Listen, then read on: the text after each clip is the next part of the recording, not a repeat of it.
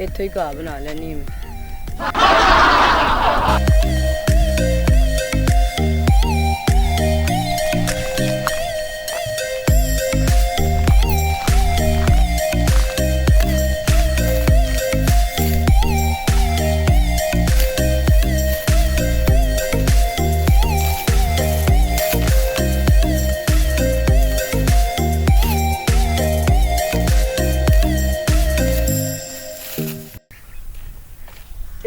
AD सोहनी चूहे राज तो पट्ठे वडे निकलोती आज वाई तुम्हारे दनाल शुगल करा जा।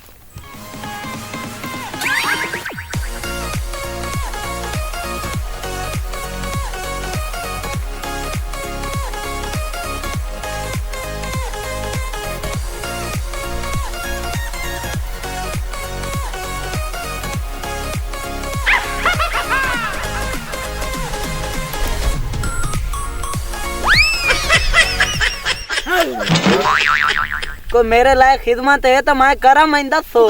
पट्ठे वड़ लेगा? बिल्कुल मैं पट्ठे वाड़ ले जा। ना फिर वड़।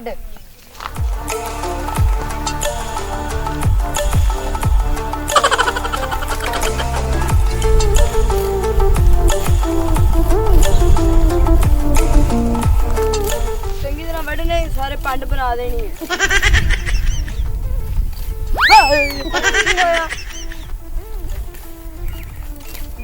ध्यान नाल वड़ अगो की पियाई।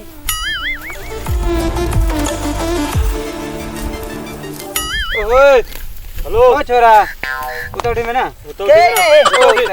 ओके गाले दसो पट्ठे क्यों वड्डी पे हैं? पट्ठे मैंने ओ साखन वाड़ पट्ठे कौन आखना ए साखन में मोल लान पट्ठे। ओ तू एनु आखे पट्ठे? मैं तो तेनु जानदी ही नहीं।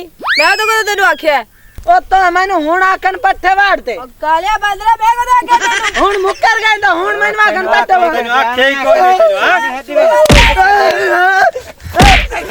हां बदला